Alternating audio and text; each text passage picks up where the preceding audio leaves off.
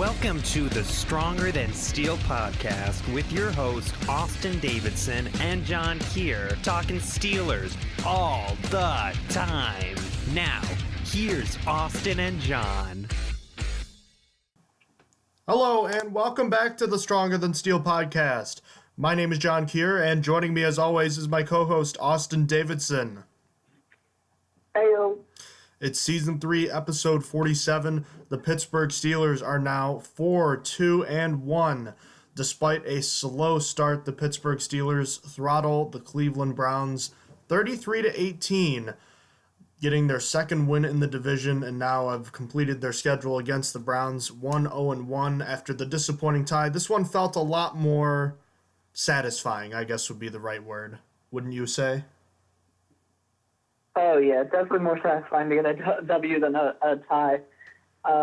Yeah. So what were your quick takeaways from the game? Well, my first thought was, who is number 91, and what has he done with Stephon Tuitt? Then the same thing, but the exact opposite reason. Who is number 97, and what has he done with Cameron Hayward? The man needs his face on a milk carton like TJ did a few weeks ago.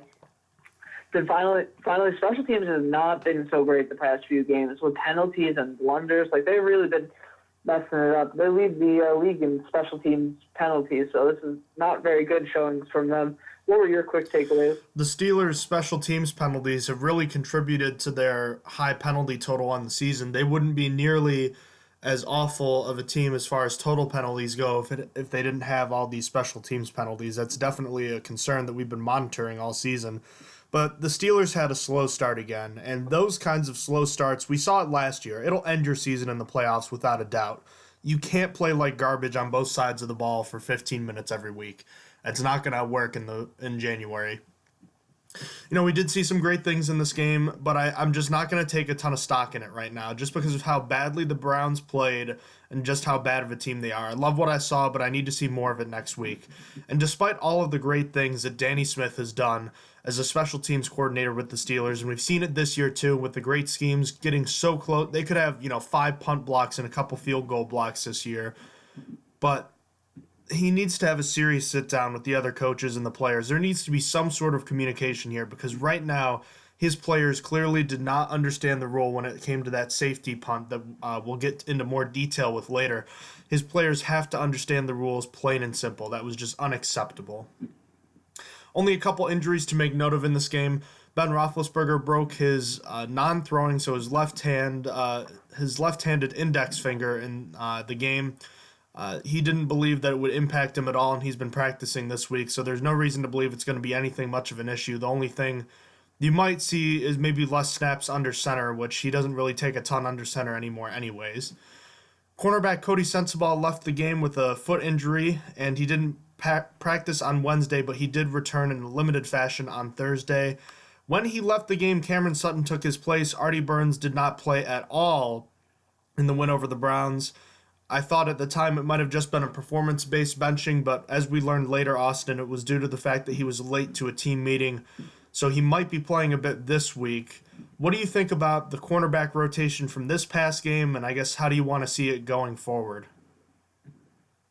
Well, I'm kind of hoping for Cameron Sutton to get some more playing time. I think we talked about that a lot in the mid-season report, but honestly, I kind of been liking Cody Sensabaugh. Like, he's not been good. He's just been okay, but, that's good enough for me, to be honest with you. Having Cody Sensabaugh being okay is better than, Artie Burns being really bad out there. I think Burns and Sutton need to be on a rotation while Sensabaugh is the main starter, because I haven't hated Sensabaugh out there for the most part. He still does some stupid things, but, altogether, he's, consistently okay. That's how I feel about it. A little, not as good. I always call Sean Davis consistently average and okay. A little below that, but, still in that realm, if you know what I'm saying. I feel like Sensabaugh going forward should be the starter. What do you think about the rotation going forward? Well, I think it's clear that right now Artie Burns is not someone that can be played in a full-time starting role. Having him benched was, a relatively good thing for the defense this week. I'd be okay with trotting him out there in situational, opportunities, letting him kind of go from there. Maybe he plays well in certain situations going forward, but there's no reason to go back to him full-time right now. As far as the other guys go, Sensabaugh is a stopgap. I've been saying that the whole time. He'll help you a bit in games against the Browns. He won't hurt you. But when it comes against the better quarterbacks like, Drew Brees, Tom Brady, guys that we're going to see later, he's not going to cut it, plain and simple. So you need to get Cameron Sutton more snaps right now, have him rotate with Sensabaugh in my mind, get them playing a little bit more. And by them, I mean, the younger guys, starting with Sensabaugh and then maybe a little bit of Burns sprinkled in there. I said before, you're not winning a Super Bowl with Cody Sensabaugh cornerback. I still believe that, and I want to see more of the younger guys going forward, but I'm okay with Sensabaugh being the starter right now until we see more of the younger guys going forward, but it's not like I don't want to see them. How did your X Factors and bold predictions pan out in this one? I was so close on my score. I predicted 33-17, and obviously the final score was 33-18. I just want to get a final score right.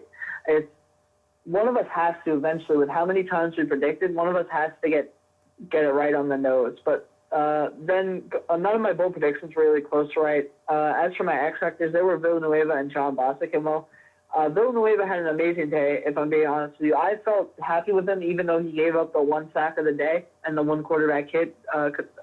Obviously, he played some great football most of the game against Myles Garrett. I was very happy with him. As for Bostic, his day was pretty quiet, notching 4 tackles, only one being solo, and quarterback hit. Not a bad day, but not the difference maker I predicted, making it my X Factor. How did your bold predictions and X Factors pan out? Neither of my X Factors were really game-breaking on the day.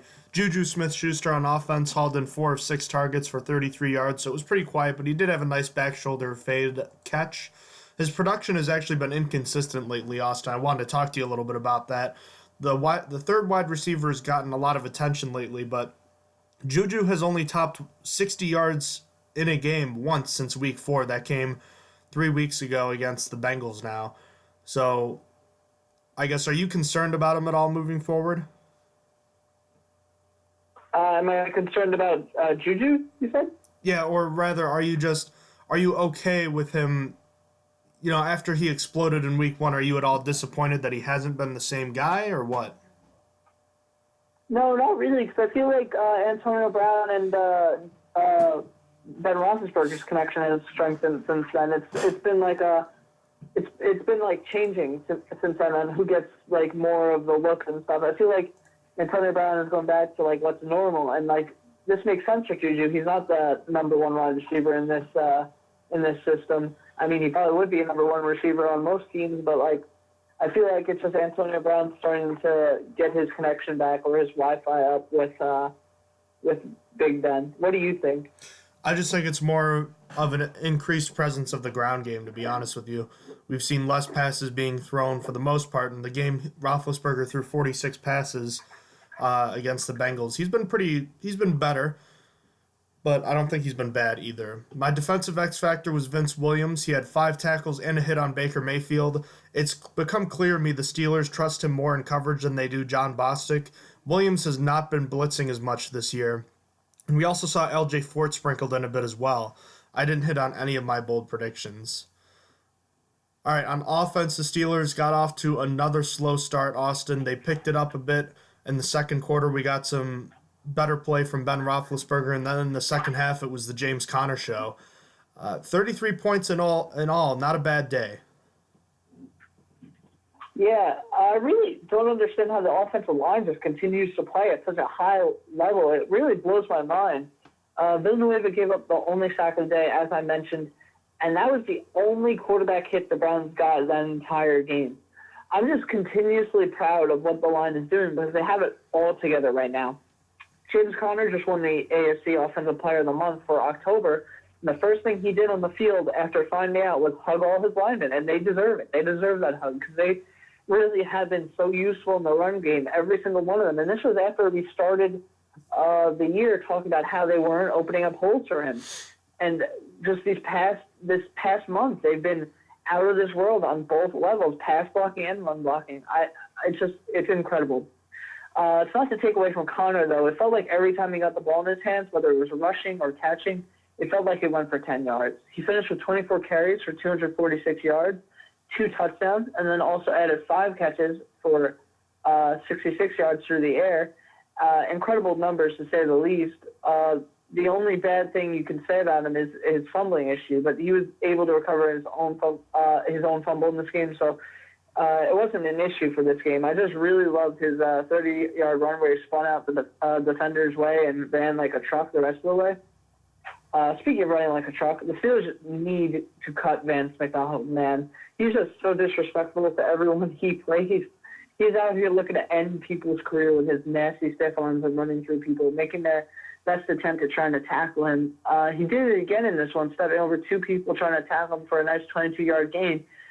He also caught all 3 of his targets in this one and continues to lose that bad handshake he had as a 49er, 1 catch at a time.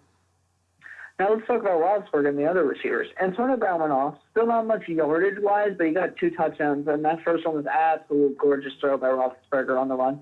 It was so pretty. The second touchdown throw was super dangerous, though, but I guess if it's dangerous and it works, it wasn't dangerous, sort of like if it was stupid and it works, it's not stupid. Next, let's talk about Roethlisberger's interception. I went back to watch it over and over again to really see who put the blame on, because obviously it wasn't a straight-up interception. It was bounced off of Juju Smith-Schuster and then went into Kindred's hands, but my thoughts are as follows. I think Ben thought he was going to get a pass interference call because regardless of who intercepted it, that was a bad ball to throw based on the coverage. It was very close to within 5 yards of the line of scrimmage, but to me it looked like Juju was passed and that it passed that 5 yards, and it definitely looked like the corner was making a little bit too much contact. I think it could have been called after watching it a few times, but if this is the case, and Ben was really just trying to get the pass interference, the interception wasn't really that bad since it was mostly unlucky that it bounced off of Juju and into Kindred's hands. But if Roethlisberger was genuinely trying to complete that to Juju without looking for a call, it was terrible because Juju was absolutely blanketed on that play. Like, that receiver, again, I say that I think it could have been called for pass interference. He was blanketed. He was in his face. But next, I was a little disappointed in Jesse James' production. James out-snapped Vance 40-27 and finished with only 2 catches for 9 yards. If he's going to get more snaps, I want him to be producing more than 9 yards through the air. I'd be interested to see on how many of those snaps of the 40 he played as a run blocker. It was a designed run, because that might be a little bit more telling. I didn't have the data on that, unfortunately, but still, I feel like even if you discount those, I feel like he should still be getting a few more catches, similar to what Vance can do in his view, but I feel like he's not open as much, and that's my problem. I feel like Vance should be on the field more because I feel like Vance is a better run blocker and is better at getting open. So, I don't know. It was just weird to me. Not that I hate Jesse James. I absolutely think he's been great for the Steelers. Obviously, we talked about his consistent availability. It's just I feel like Vance should be the guy. But now here's something that really bothered me in this game. Why was James Washington inactive for this game? I wasn't worried about his development despite the low snap counts and such until now, because the world and everyone knows I dislike Justin Hunter, who actually had a nice 12-yard catch in this one. But back to the point at hand, Washington shouldn't be inactive at this point. There's no reason. Nor should Hunter be out-snapping him or Switzer to the point he is. Hunter played 38 offensive snaps and Switzer played 19. They should be much more even, if you ask me. I mean, Switzer dropped one that hit him right in the hands, but still, I'm not happy with how this organization looks at Justin Hunter. They look at him like he's a brand new Lamborghini or Porsche, and he's that green Ferrari that everyone wanted, except he's not always injured. But like, he's not. He's a broken down, an old Toyota or something. Not to offend Toyota owners, I don't know. That was the first car I could think of. It's just, I don't know. They're infatuated with him, and I I want nothing to do with him. I want him to be cut. At this point, I really want Eli Rogers to come back and them to just cut Justin Hunter. But, I mean, apparently he had more production than Swifter, so I guess, they're going to hold on to him for that. But anyway, one thing I wanted to correct, because I realized I said it afterwards, James Conner only had 146 yards on the ground, not 246. That would have been even more incredible, but I accidentally wrote it down wrong, and I realized after I said it, but I just want to reference back to that.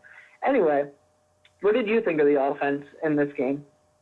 Well, as I said before, it was a slow start. The first quarter was forgettable as the Steelers had more penalties than yards. Ben Roethlisberger was just out of sync, and the Browns came out with the purpose to stop the run, so it wasn't particularly effective early. The result, along with a few penalties, as I mentioned, there were 3 3-and-outs. The offense did manage to get things going in the second quarter. The Steelers only punted twice from that point on the rest of the game.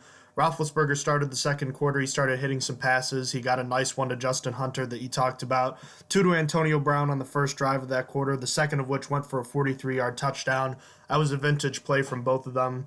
And then they drove 87 yards for a touchdown to end the half, and they came out firing again in the second half. But an untimely fumble by Stephen Ridley ended a great drive that really kept the Browns into the game longer than they should have been around. The drive that was really a statement drive was the drive after the Browns scored a touchdown after the whole safety debacle. 75 yards in just 5 plays. James Conner picked up 60 of the 75 on 4 of the 5 plays, including a 30-yard run to start the drive where he broke his tackle with the spin move at the line of scrimmage. I thought that changed the game. That single play changed the game right there. He took it in for a touchdown 4 plays later and made it 23-12. Conner in the ground game pretty much iced it 2 drives later with the 10-play, 65-yard drive. All 10 plays were running plays. Some of them were from Jalen Samuels as well, but James Conner capped it with a 22-yard dagger in which he was practically untouched. That whole drive was basically Conner running for yards without anyone touching him. I just wanted to focus on a few things rather than talking about the players at this point. First of all, I think we're all really frustrated with the slow starts we've seen on offense this year. Let me ask you, Austin, what do you think is the reason for these slow starts? Because there are many reasons, but I guess rather, what is the biggest reason for the slow starts? We've seen penalties, we've seen slow starts, we've seen good defense, we've seen poor play calls. What do you think it is, in your opinion? I think it's mostly poor play calls. I feel like it's a lot of I feel like they start off very, I don't know how to say it, like pedestrian average, like what you expect. They come out with what you expect, and then they start heating it up when they're like, all right, well, the team expected all this. Now we're gonna go to our bag of tricks deeper down in the playbook. I feel like that's the problem. I feel like teams are ready for the Steelers because they're coming out predictable. Predictable is the best word I could come up with. What do you think is the reason? There are absolutely multiple reasons. Obviously, the sloppy play with penalties and the lackluster execution on a lot of these plays. It does have a lot to do with it, and I don't want to make it seem like I'm singling out Randy Fichtner here, but at the same point, I do believe that his play calling has been atrocious to start games. I mean, outside of the Falcons game, the Steelers have not done anything on offense early on, especially with the opening drive. With the play calling, specifically in this game, the first 2 third-down play calls were just abysmal. The first one was a screen to Juju Smith-Schuster on a 3rd and 11. That just screams playing in your fears, and it accomplishes absolutely nothing. That's just terrible. It's just way too conservative. And then the second play, the second 3rd down, which was a 3rd and 6, was a lot less. It was more aggressive, but still not really aggressive enough. The person you really should blame on that play is Matt Filer. Matt Filer got beaten clean off the line of scrimmage immediately, and Roethlisberger had a man in his face almost immediately. So that's who you really need to be blaming, I guess, if you're going to put the majority of blame on somebody. But Roethlisberger still made a bad decision. He threw to a dude that was blanketed in Smith-Schuster, as you mentioned. McDonald was technically open in the flat with a screen, but that was also, he was also kind of covered. And then on the other side, Antonio Brown was kind of running up the seam. Roethlisberger didn't look at him at all, whether it was he didn't have time or he just chose not to, and Ryan Switzer was running a little 2-yard flat. On a 3rd and 6, I want to see a little bit better or a little bit more routes run past the first down marker. I didn't think that was they just were not aggressive enough, and I feel like it was just really not a good call there. I'll get into more play calling later. Oh, yeah, actually, you know what? I'll just get into it now. Another terrible play call, let's just talk about it. The end of the first half. So it's a 3rd and 2, Austin. I'll get the situation for you. The Steelers have, actually, I'll pull it up exactly for you, but I know that it's 3rd and 2. The Steelers are going towards the Browns side of the field with just a few seconds left, and they decided to run the ball with 2 tight ends and Roosevelt Nixon there. I'll pull it up in a second, but do you remember they ran the ball with Connor and then called their second timeout there on that play? It was a 3rd and 2. Yeah, that was absolutely stupid. I wasn't very happy with it, to say the least. What were you thinking at the time when that happened? I'll just say that I don't hate calling a running play in that situation. What I don't like is running the football out of 2 tights when it's that far away from the first down marker. If it's 3rd and 1, that's one thing. All right, so now I have it up here. It was there was something like 20 seconds to go. The Steelers had 2 timeouts, and they ran 2 tights, and Connor didn't get the first down. So now it's 4th and 1. The Steelers have 1 timeout with 15 seconds to go. What did you think about this play call? This was it might have looked like an RPO, but at the top of the screen, it's like a pick play. Antonio Brown is running outside. Smith-Schuster's coming inside, and Justin Hunter's just standing at the line of scrimmage. I didn't like this play call either, because Smith-Schuster's the guy that's getting open. You only have basically one option on that play. It's either going to be Brown or Smith-Schuster, whoever's open, and Hunter's just absolutely useless on the play. Like, his route is not a route. He's just standing there. I hated that, and Yeah. I thought that was stupid. Yeah. And then No, you finish first. I was just gonna move on to the next play. Okay, no, you go. All right, and then the second play, it's a 4th and goal, no timeouts with 10 seconds left. This is the little quick screen play to Antonio Brown. We've been seeing teams run this all the time this year, especially in 2-point conversions. The Steelers have done it as well. Smith-Schuster and Hunter go out to block, and Roethlisberger fires it out to Antonio Brown, who's motioning inside. He catches it, and he gets in. That looks great. It counts, but this is a terrible, terrible play call, and I'll explain why. First of all, you're running a play with one route, which means you have one guy getting with a chance to get the ball. So when Roethlisberger throws it, Demarius Randall comes within like 2 inches of intercepting this ball and running back the other way. That's terrible in of itself, having only one route that could have been picked off easily anyways. So that right there is bad. And then second of all, I shouldn't need to be telling anybody this, but if Brown gets tackled inbounds, that's the end of the half, obviously.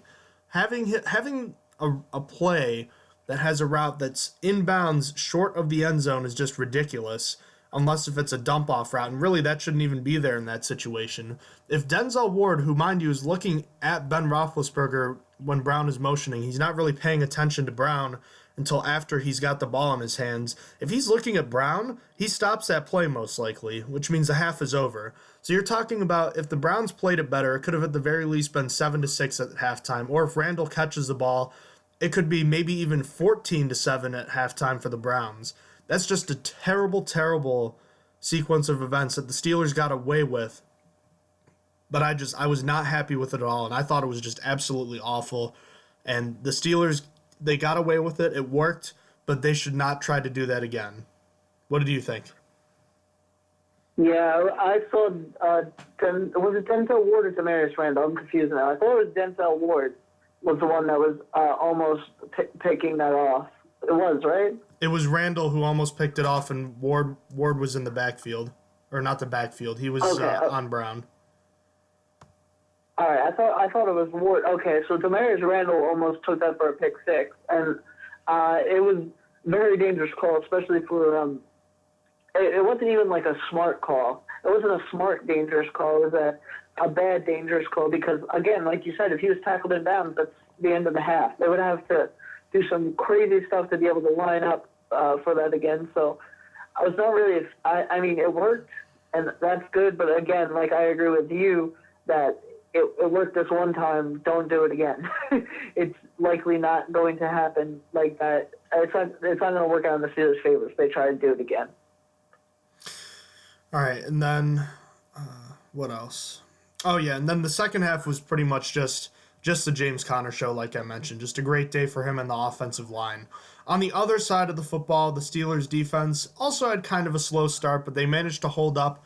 They only gave up 6 points in the first quarter, and then it was a pretty darn good day up until the last drive of the game, which was, you can call it garbage time if you want, but they got pressure on Baker Mayfield. Outside of a few runs early on, they contained the ground game, and they just frustrated the young rookie, and a banner day, if you will, for the defense.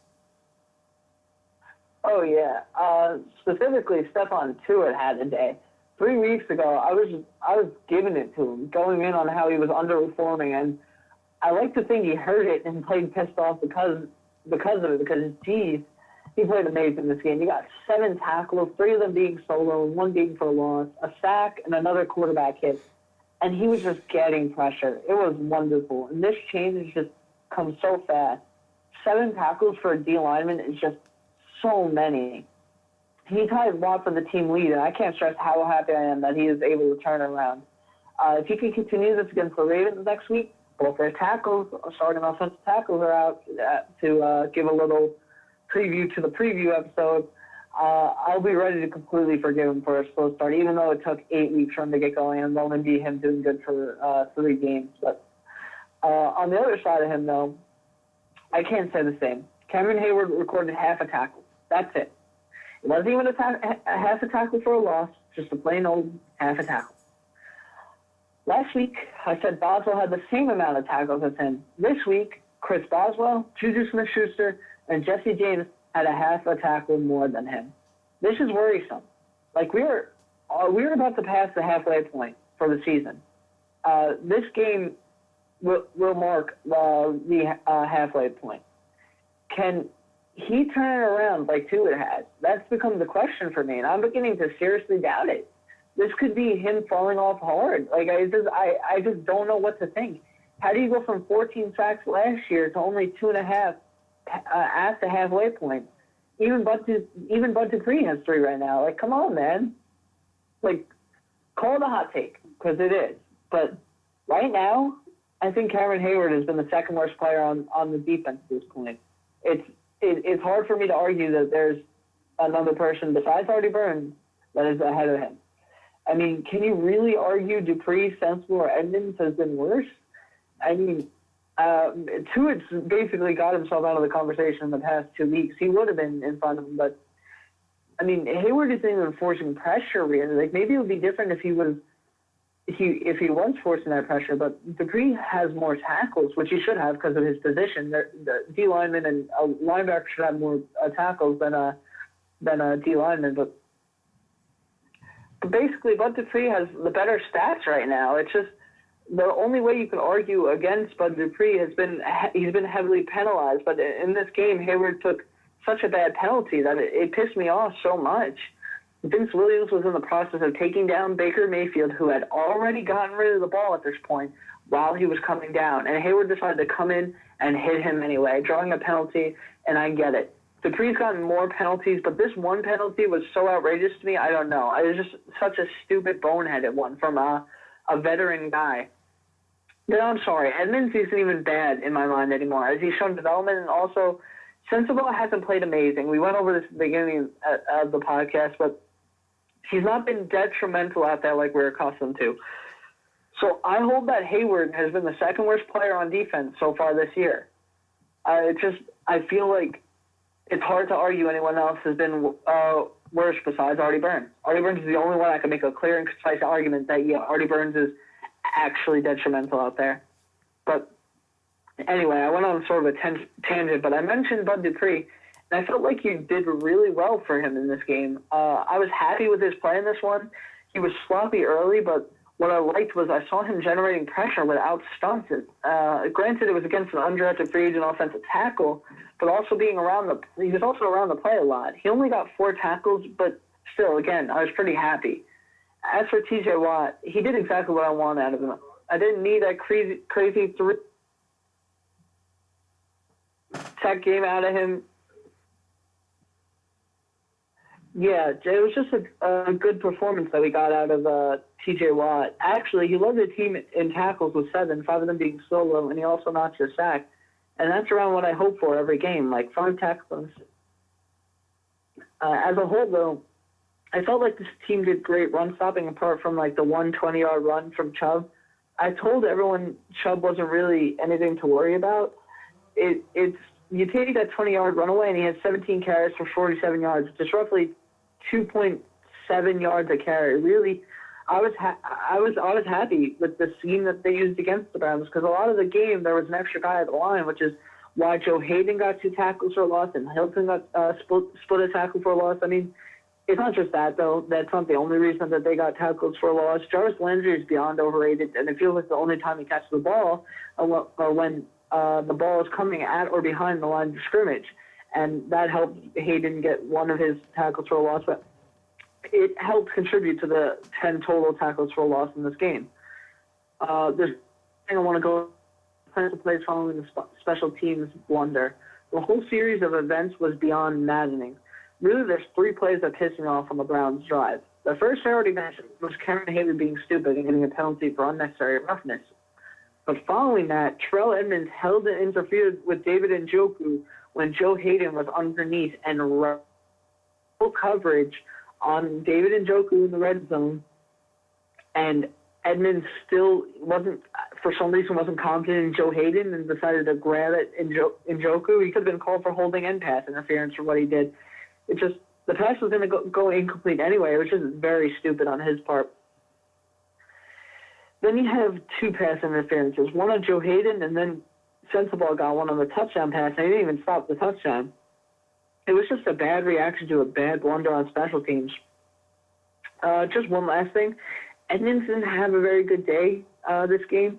He's the reason why Radley's 21-yard gain went for so long, because he took a bad angle, and I think he fell at the end of it, actually. And then obviously got that bad penalty, as I mentioned. So he didn't really have that good a day, but that's really all I have to say about defense. What do you have to say about the defense coming out of this game? Well, the defense's poor performance in the first quarter kind of mirrored the Browns' success in the ground game. As I figured he would be an important element to the game was Nick Chubb. He would either make or break the Browns' offense. In the first quarter, he had a lot of running room. In the other 3 quarters, not so much. Similarly to the offense, a sloppy start included missed tackles and poor gap responsibility, a 66-yard drive to open the game, and the Browns led 3-0. That's not a horrible start, but when you consider the fact that the Browns had not scored points on opening drives at all going into this game, you should be disappointed. Then Nick Chubb picked up 29 yards on the following drive, including an explosive play to put the Browns in field goal range and made it 6-0. And then the Steelers were lucky. Greg Joseph missed a field goal because it could have been 9-0 on the next drive. And then the Browns really just weren't able to move the ball and score consistently until their final drive of the game. The Browns only had 33 yards in the second quarter and just 5 in the fourth quarter. Most of the yards in the second quarter came on runs by Baker Mayfield and Nick Chubb. In the second half, the Steelers' defense was great outside of the drive of the safety punt, which Austin just covered extensively. But every other drive from the second quarter on, besides the last drive and that touchdown drive, the Steelers yielded -2 yards, and that's just insane. The pass rush was effective with 4 or more, or with the blitz. Yes, a lot of times the Browns had enough guys to do the blocking, but still didn't get the job done. The coverage was great on the day. As you mentioned, Jarvis Landry was a non-factor. Outside of Ratley's 21-yard pass play and one big play to Landry, there really wasn't much going on for the Browns. Excuse me. I mean, you think about Landry's day, you take away a 21-yard reception that he had. Oof, man. Think about that, Austin. He finished with 8 catches for 39 yards. He'd have had 7 catches for, I believe, what would that be, 18 yards? Yeah, very, very great. That's an elite wide receiver that should be paid what he's being paid. No doubt. It's not like he doesn't catch. Amazing gameplay. Elite wide receiver, if you ask me. A couple other things I wanted to focus on the defense. Some of the big plays they gave up. I don't know if you saw this, Austin. Specifically early, as we've seen with the defense before, the Steelers struggled to contain Baker Mayfield in the pocket. They did a better job in the second half, but I've noticed that T.J. Watt loves to get too far upfield on rushes, and Mayfield took this opportunity several times to get through the hole that Watt vacates on the right side. Do you see that? Yeah, you're talking about that spin play he did, right, where he spun out. T.J. Watt could have gotten the sack, but he was just a little too far out, and Baker was able to just spin out and avoid the sack, I think, twice. I think he did 2 spin moves to avoid the sacks. Is that what you're talking about? I'm actually not talking about that, but that's another good example of it. I'm talking about a play, I believe Baker Mayfield's run. I think it was one where he ran for, what was it? He ran for 9 yards and a first down. Watt got too far upfield, and there was just a hole between where the offensive guard was and where Watt was. So Mayfield just took it and ran for the first down. That's actually a different play I'm talking about. But Watt did the same thing. He just got a little too aggressive, and I've noticed that he does that. Yeah, he goes for the big play a lot. That's why you get these 3-sack performances, I think, and then that's why you get the inconsistent 2 tackles, because sometimes the aggressiveness pays off. The other times it doesn't. I feel like that might be like a telltale reason why his stat line goes the way it does some of these games. But you talked about some of these guys, Austin. Every level of the defense had a guy that made plays in this one. On the line, it was Stephon Tuitt. He was great against the run and as a pass rusher all day long. Bud Dupree made plays. He got the safety, which was a penalty, but he still forced a safety. Mike Hilton broke up a ton of passes. Joe Hayden had an interception. While I am happy with their performance, don't get me wrong, I do want to remind people the Browns' offense sucks, and Desmond Harrison is trying to outdo Eric Flowers as the worst tackle in the league, but it's really not his fault. The Browns starting an undrafted free agent left tackle is a terrible idea. They really should not be commended at all for doing that. This is what you kind of expect to happen. Point is, they played well, but don't expect this kind of performance against better offenses. But it's another good building point.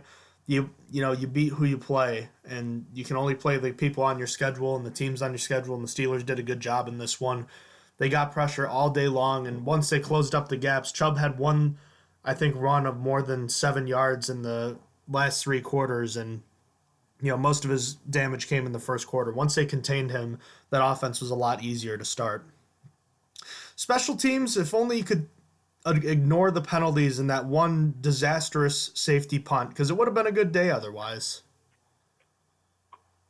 Oh, yeah. Well, I'm going to start with the good because that bad was really bad, and we had to talk about it extensively. I was happy to see Boswell hit a 42-yarder. Even if it's not the longest in the world, it's progress. It's getting better. As for the other kicker, I thought Barry did pretty solid, getting 2 of his 4 punts inside the 20, including one at the 4, and also averaging 44 yards per punt, which isn't bad. As for the rest of the special teams, Jesus, that free kick was terrible. I want to know how no one knew the rule, including the announcer. I was confused because as soon as I saw Switzer move out of the way, I was screaming, "What are you doing? Run for it!" Like, I was looking at it, and I'm like, "Why is no one touching it?" And I thought I was misunderstanding the rule because the announcer didn't even seem to realize what was happening either. He's not yelling about it. He's like, I don't know. I don't know. In terms of the play itself, Rosie, what are you doing? Why are you signaling for a fair catch if you're not in range to catch it? That was just absolutely terrible on his part. Then Switzer and Brown, well, really anyone on the special teams unit, how are you clueless to the rules, and why didn't you run after it? Why are you just watching as it bounces past, and then you just see all the Browns doing it, you're like, oh, they must be doing it for fun. Why? What should have been great field position following the safety turned into the Browns' ball, and it was absolutely terrible. And they used that next drive to get a touchdown. I mean, the defense wasn't ready for it. Their defense, I went over this already, blew it. But like, it stemmed from special teams blowing it. It was just, it was just bad. And while Switzer also didn't do good on kick returns in this one, he did have 3 pretty good punt returns, the longest going for 22 yards, which helped make his day not so bad. But, like, that one play on special teams is something else. It is so stupid. And you know what's really funny? I got, like, deja vu seeing it because I'm pretty sure I don't remember how many years ago. I feel like it was only 2 years ago. I felt like it was recently. I felt like the same thing happened to the Browns against the Steelers. I might be making that up, but I feel like this happened to the Browns in like the same exact fashion. But regardless, what did you think of the special teams? Well, the first return of the game set the tone for this unit, a penalty. Although I should mention Chris Boswell was solid on the day and Jordan Berry was, dare I say, good, including one that led to a safety. Whenever he does pin it deep, you notice that good things tend to happen, but I digress. At the end of the day, the coverage teams weren't great on the punt return side. And then let's get to the return blunder now. You talked about it. Let's rewind to week 6 of last season. We watched this game in person together. Steelers lead the unbeaten Chiefs 2-0 after a ball goes over Alex Smith's head. With the free kick coming, Juju Smith-Schuster and Antonio Brown let the free kick fall in between them, and a race for the ball ensues. The Chiefs win the race, recover the football, and then score a field goal to make it 3-2. Back to today. How in the world does something like this happen again? Mind you, this is the second safety kick the Steelers have gotten this year, and lest we forget, the Steelers made 2 blunders in that sequence as well. Stephen Ridley lined up incorrectly, drawing a penalty, and Ryan Switzer fielded a ball that was going out of bounds, so he lost about 30 yards worth of return there. So here, the first problem is Roosevelt Nix decides to signal for a fair catch for some unknown reason, with 2 receivers acting as returners. Why would he call a fair catch there unless if he's 99% sure he's going to catch that ball? It was not his call to make that decision, or rather not his decision to make that call, so he was in the wrong for making the fair catch signal right away, and that right there confused Ryan Switzer. I can tell you that for sure, because I don't know if he knew what he was doing from that point on. Switzer doesn't go for the ball, Brown doesn't go for the ball, and then the Browns pounce on it. They have to know the rules there, especially Brown, who, as I mentioned before, was in that situation just last year. The fact that they didn't know what to do is just insane to me. And now let's get to the real culprit, Danny Smith. I do love the way he schemes up his units, but good Lord, man, he has to teach his players how to play special teams. Yes, they really should know how to play once they get to the NFL, but the fact that they don't suggests that he is just being negligent, and it reflects so poorly on him that I really think he should be a candidate to be at least considered to be on the hot seat a bit here. It's a simple matter of communication and attention to detail, and Smith now has 2 such blunders that happen in just over a year. That should be strike 2. This should absolutely never happen again. And I personally feel, as much as I love the scheming up and whatnot, I'd rather have a special teams that really doesn't break a ton of big plays and one that just doesn't make dumb mistakes like this one. By the way, it's the most penalized special teams unit in football. That's just a crap stain on his unit too. So he really needs to be better. And I'm really sick to death of hearing them getting so many, or seeing them get so many penalties and then have these kind of ridiculous blunders. That's really all I have to say on the matter. At the end of the day, though, the Steelers did come away with a win, and a lot of it had to do with key individual efforts, and one effort I want to recognize as this week's big stop of the week comes from Joe Hayden, with the Browns threatening to retake the lead from the Steelers, who were down 7-6 at the time. Baker Mayfield on a 3rd down goes deep down the sideline. Joe Hayden comes up with the ball, his first career interception against the team that drafted him, the Cleveland Browns. Hayden came up with a few big plays in this one, but this interception really helped the defense kind of turn it around. They had given up 2 field goals and nearly gave up a 3rd earlier in the game, and then from this point on, they really got things going, and they really just played better after this. I felt like this interception was a turning point for the defense, and him and Mike Hilton really made plays on that drive, and Hayden and Hilton showed why they are the most important guys back there. So Joe Hayden's interception of Baker Mayfield earns this week's Stronger Than Steel Big Stop of the Week. Who is the player of the week? For me, it wasn't even a question. It was James Conner. He got it easily. He got 2 touchdowns and 212 scrimmage yards, including a 30-yard run. So he easily won it for me this week. That That's simple as that. He's the stronger than steel player of the league. As far as the play of the game goes, we have a couple of options, and we might need fans to chip in on it. But Ben Roethlisberger's 43-yard touchdown pass to Antonio Brown to get the Steelers on the board, a great ad-lib play. Roethlisberger stepping up in the pocket, unleashing a ball to a wide-open Antonio Brown, and then James Conner's spin move run at the start of the drive after the Browns scored, following the whole safety sequence. James Conner ran for 30 yards down the field. I guess, what were your personal opinions? Well, I really liked that Roethlisberger touchdown to throw to AB. I liked how he threw it on the run, and it just looked. As soon as I saw it leave his hand, it looked so pretty. I mean, I know Antonio Brown was wide open, so it wasn't the hardest completion in the world. But I don't know, it just came out of his hand so nice, and it was such a nicely thrown ball. What were you leaning towards? I was leaning towards the James Conner run just because I felt like that really changed the tide of the game right there.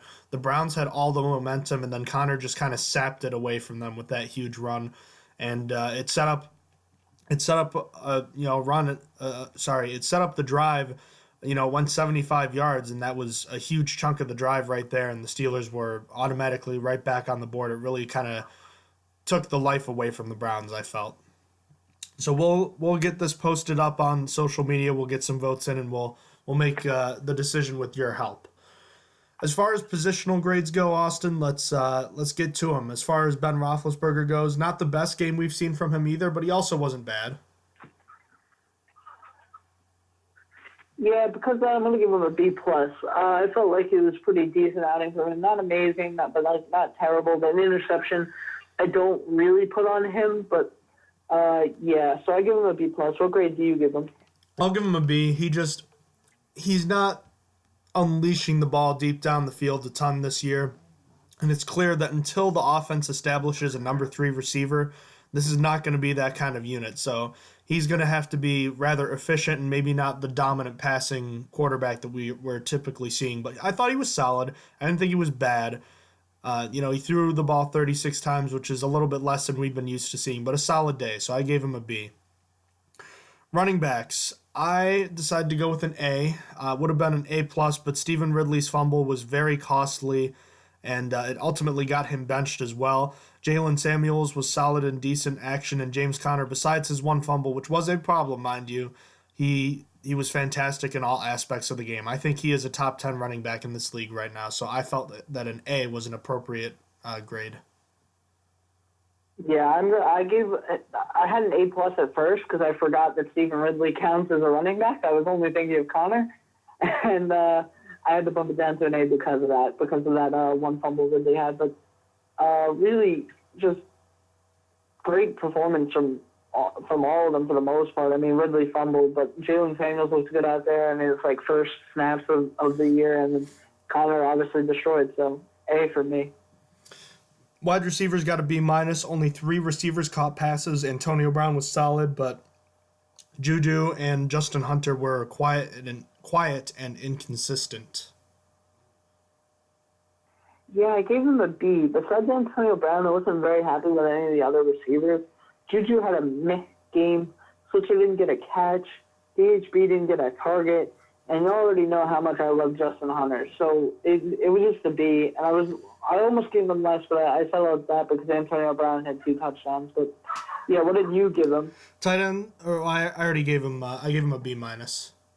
As far as tight ends go, I gave the tight ends an A-. Xavier Grimble was called for a penalty early on that took away from the grade, but Vance McDonald and Jesse James were great run blockers. McDonald made his catches count again, and James chipped in his typical low receiving yardage output since McDonald has returned to the lineup. But it was a good game, so I gave them an A-. I gave him a B+. I love Jesse, but I feel like Vance should still be getting more snaps than him. And that stat sheet echoed that based on what Vance did in less snaps, so I give him a B+. But moving on to the offensive line, what did you give them? I went with an A+. There were really only 2 bad plays that came to mind.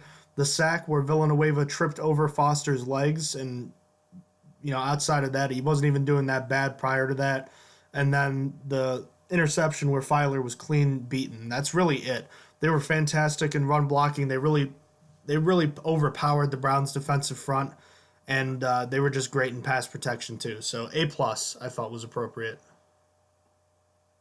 I'm going to actually agree with you because you mentioned something that I did not know. On the Villanueva sack, I didn't realize he tripped over Ramon Foster's feet. I didn't even see that. So I'm going to change from an A to an A+ because run blocking was obviously excellent.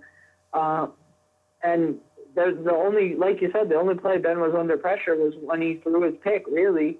So I felt happy about how the line performed, and it's their third straight A+ for me, I believe. But moving to the defensive line, what did you give them? I got them with a B+. They were pretty good for the most part. Tuitt was great. Everyone else was solid, especially in stopping the run, but we do need to see more from Cam Hayward right now. I'm sure you echo those sentiments. I echo them exactly. I give them a B. Tuitt was a beast, and Javon Hargrave, McCullers, all did good in limited playing time, but Hayward weighs him down heavily since he played 56 of the snaps, the most of the D linemen. And when you're getting an F, it is going to pull your grade all the way down. So I give them the B. Moving on to the linebackers, what did you give them?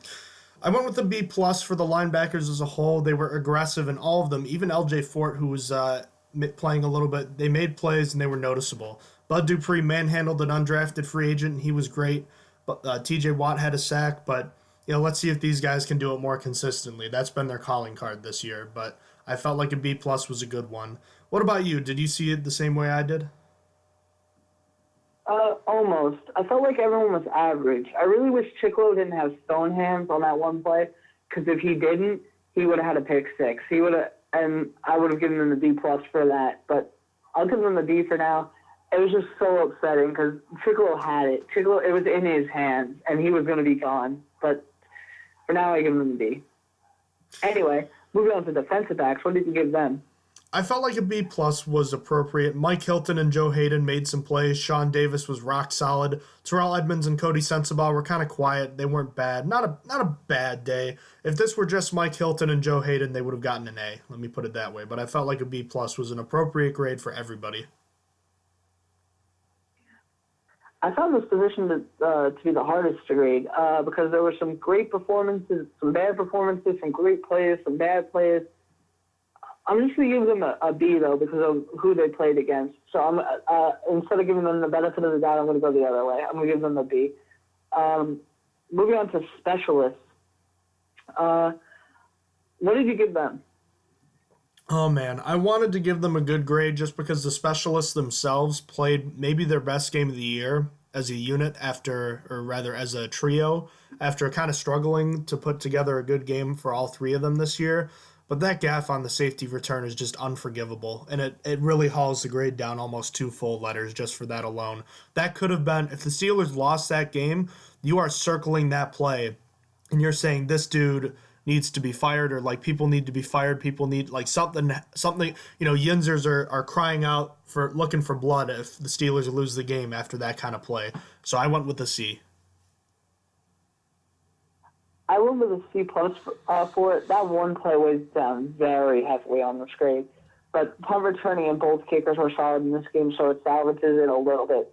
So I give them a C+. That leaves us with coaching. What did you give coaching? It's tough because they did have good game plans, and they for the most part, and they executed well for the most part, especially on defense. But another sloppy start with too many penalties, the disaster on special teams, and just the offensive play calling just really hurt this grade. But they did do some really good things as well. I don't want to make it seem like I'm completely bashing them, but I'm going to give them a C+. What about you? I'm going to go with a B- for now. The special teams needs to be more disciplined. It's simple as that. They need to know the play. They need to know what's happening, the rules and stuff. And they also need to get less penalties. And that's a big reason why my grade is so low. Also, as you mentioned, the slow start is playing into it as well. So I give them a B- for now. Give me your winners and losers from Sunday. As the listeners might know, we do 2 winners and 2 losers, 1 from each side of the ball. So go ahead, Austin. Start with your winners, and let me hear both them and your losers for this game. Sure. So sort of my winners, my first one is Matt Filer. He played 71 out of 71 snaps, and he didn't allow a quarterback hit, so well done for him. I mean, he allowed that pressure on the interception, but I still think he did great coming in. I love Mike Munchak. I hope he never leaves. As for my other winner on defense, it's Tua. I still can't believe how quick his turnaround was. He has performed out of his mind these past 2 games. And then as for my losers, my first one was Switzer. I'm just disappointed I didn't get a catch in this one. And with how much Justin Hunter outsnapped him, when Hunter's been inactive so much this year, I just want more out of Switzer. And then for my other loser, just to not beat a dead horse, because I've gone over it, I think, 3 times in this one podcast, I think y'all know by now who my biggest loser is right now. So I'm going to go for Edmonds in this game. That pass interference when he had Hayden there to help was terrible. And again, the reason Hatley got such a big gain on this one catch was because of Edmonds. So for me, he was a loser in this game. So who are your winners and losers? My winners on offense, starting first, is James Conner. I think it's time we start talking about him as a top 10, maybe a top 5 running back in the league right now. Outside of fumbling, are there really any complaints with this game right now? I don't think so. On the other side, it's Sean Davis. It's been a quiet few weeks for Davis, but I think he's been improving quietly. His presence was felt in this one. He took good angles and laid the wood more than once on his 5 tackles. He looks better and better each game, and he might not be a Pro Bowl player, but he could be a solid option back there, and his play on the back end is crucial for this defense. My losers on offense is Stephen Ridley. Ridley may have just lost the backup running back job. He fumbled at the start of the second half, and he wasn't getting a ton of playing time anyways, but now it looks like Jalen Samuels may have surpassed him. If Le'Veon Bell does return and gets activated, I feel like Ridley could be the guy getting cut now. And then the big loser on defense, Austin decided not to go with him, but we already know that he's been disappointing. It's been Cam Hayward, and he wasn't awful against the run. I actually think he played the run well. Tackles don't necessarily mean that you played well as a defensive lineman, or rather not getting tackles doesn't mean you aren't playing badly, but he just hasn't been impactful as a pass rusher like you want him to be. He also took a dumb penalty in this one, so I think he's a deserving loser in this one. The Steelers, though, as a whole, were winners in this one. Now at 4-2-1, the Steelers are in position to take control of the AFC North for good this week as they face the Ravens. We'll get into the preview of that game later, but 4-2-1, but it's kind of interesting. At this point, we were talking about the Steelers being close to a top 10 pick just a month ago. Now here they are getting ready to possibly put their foot on the throat of another division rival in the Ravens this week, and they could be in control. Mind you, they're only one game, a game and a half out of first place in the AFC. Is that not crazy? It really is very crazy. It's just, you really can't believe it with the start they had. I don't think if you told me week 2 that this team was going to turn around the way they did, I really wouldn't have believed you, because I thought this team was otherworldly kind of bad. I thought it was really done for them, but it's just surprising with how far they've come in a short amount of time. Following the loss to the Steelers, the Browns fired both head coach Hugh Jackson and offensive coordinator Todd Haley, which is kind of bizarre, and they've instated Greg Williams, the defensive coordinator from Bountygate, as the head coach for this team for the rest of the year. Wow. I think that firing Hugh Jackson was inevitable, and they should have done it at the end of last season, but Haley's firing was kind of surprising, and Greg Williams should not be running a team at all. I hope and expect them to lose all of their remaining games. Damn. I thought that the funniest thing to me was he was saying that the Browns' decision to fire him was premature after going 3-36-1 as a head coach. And it's just, he was bad, and he should have been fired after last season, like you said. And I was kind of mad. Like, he didn't go out, like, saying, yeah, like, I probably should have been better. Yeah, like, it's on me. He went out saying, yeah, it was everything but me. And it's like, no, dude, like, you're the reason that they most of the reason that they were doing so bad. I mean, maybe we won't see that this year because, like you said, Greg Williams is taking over, and that's not a very good transition. But just Hugh Jackson just wanted none of the blame, and then he lied. He straight up lied. He said that he wanted to take Carson Wentz in that draft with the pick. Obviously, they traded back. The Eagles took that. And then, just because he said that, tweets resurfaced that they said they had no interest in him. That's why they traded back. And Hugh Jackson, it was a quote from Hugh Jackson, not from the Browns. So obviously, the Browns have several people for the picks. He said he had no interest in it, which is, I don't know, it's bizarre to me. Anyhow, yeah, Greg Williams is the bounty hunter coach, so we'll see how this goes. This is going to be interesting. I don't really have anything else to say after that. The Browns are looking to tank for the rest of the season, like you said. The NFL trade deadline is coming past, and it was the most active that we've ever seen. 5 trade deadline day deals. Demaryius Thomas and a 7th-round pick shipped from the Broncos to the Texans for a 4th and 7th. Their first game, his first game with the Texans will be in Denver, so that's kind of interesting.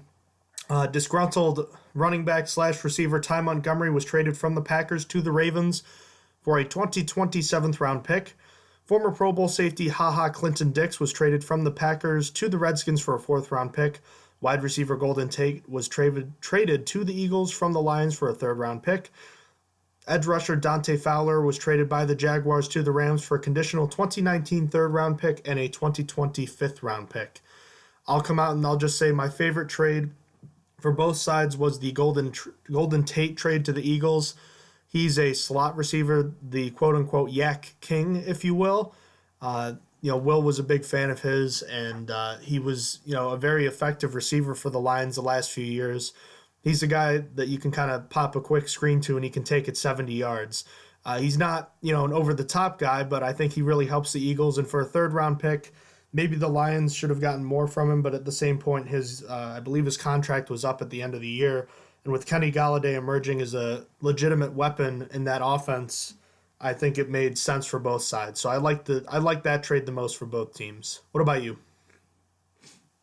My favorite here is the Clinton Dix trade. I think that's the kind of trade that would keep the Redskins in first in their division because he's such a good player. And the rest of their division is trash. I think it's a terrible decision by Green Bay, though. I really don't even know who they're starting at safety at that spot now. I get they weren't extending him and they wanted to flip him for something, but still, Packers were still competing for the playoffs, and this seemed like a bad move to me. It made them worse. Conversely, what was your least favorite of all these trades? I hated that trade just because I feel like the Packers, it's almost like a tanking move by the Packers. See, my least favorite of the 5 is the Ty Montgomery to the Ravens. I feel like they're just adding another average back to a pretty average running back room. I guess it's a very cheap move, but still, I'm not a big fan. Then I just wanted to voice my thoughts on the other 2.